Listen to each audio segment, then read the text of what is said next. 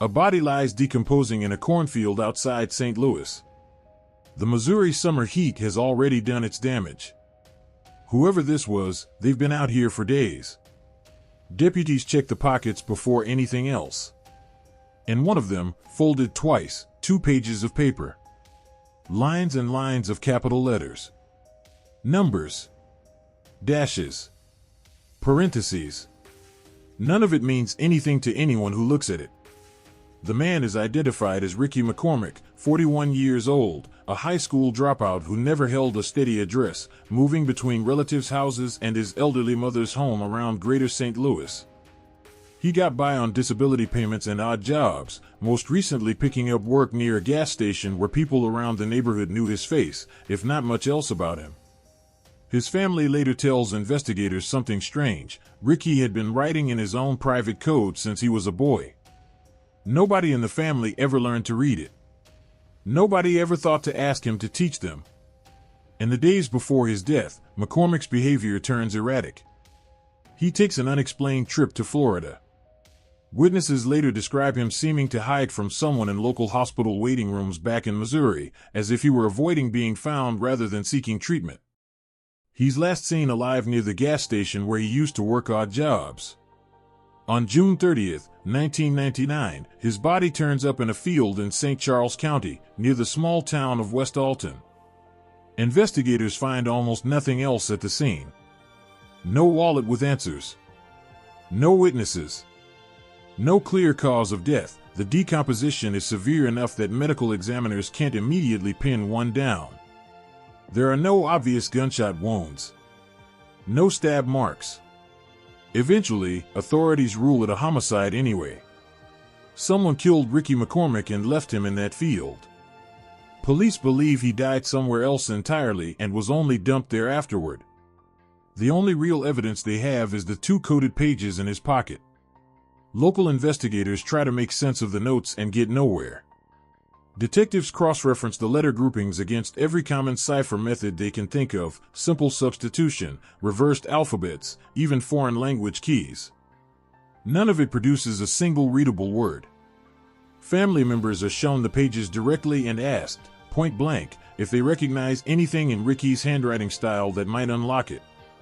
They don't. By 2009, 10 years into a stalled case, local police hand it off to the federal government.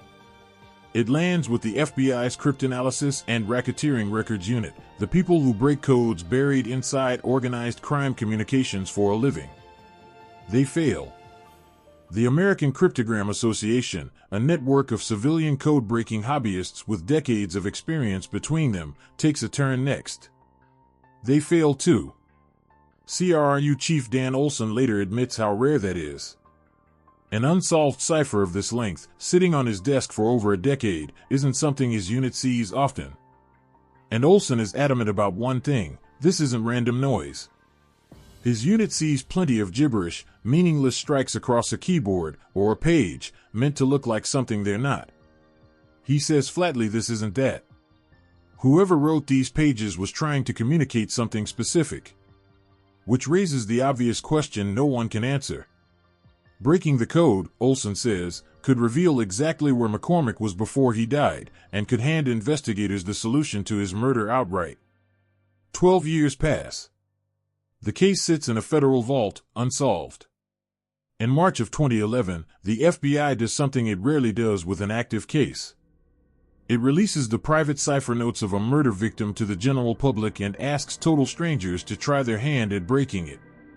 It's the first time since the Zodiac Killer investigation, decades earlier, that the Bureau has publicly crowdsourced a cipher this way. The response is enormous, so large that within days, the FBI has to update its own website just to manage the volume, asking people to stop calling and emailing agents directly and instead post their theories to a dedicated public page. Thousands of amateur codebreakers take a run at it. Mathematicians, linguists, retired intelligence analysts, people with no background in cryptography at all, just a stubborn refusal to let 2 pages of scribbled letters go unexplained. Some submit elaborate substitution grids. Others try to match the letter groupings to Ricky's known movements, street names, bus routes, relatives' addresses around St. Louis. None of it cracks it. What makes it stranger is who wrote it. By every account from people who knew him, McCormick struggled badly with reading and writing. He was, by most descriptions, close to illiterate. And yet the notes aren't chaos. Analysts studying the pages find a consistent, repeating structure, the same letter groupings surfacing again and again across both sheets, exactly the kind of pattern a real, deliberate cipher produces. Not the pattern of random scribbling. That contradiction is what keeps investigators from ever writing the notes off as meaningless. A man who reportedly couldn't manage basic written English had, by every measurable pattern in the text, produced something structured enough to defeat professional cryptanalysts for over a decade. Investigators did look at people around McCormick during the original inquiry, including a former employer known to have a temper, but no charge was ever filed against him or anyone else, and nothing has ever tied that man to McCormick's death. More than 2 decades after that cornfield outside West Alton, the 2 pages are still sitting on the FBI's own website. Posted. Public.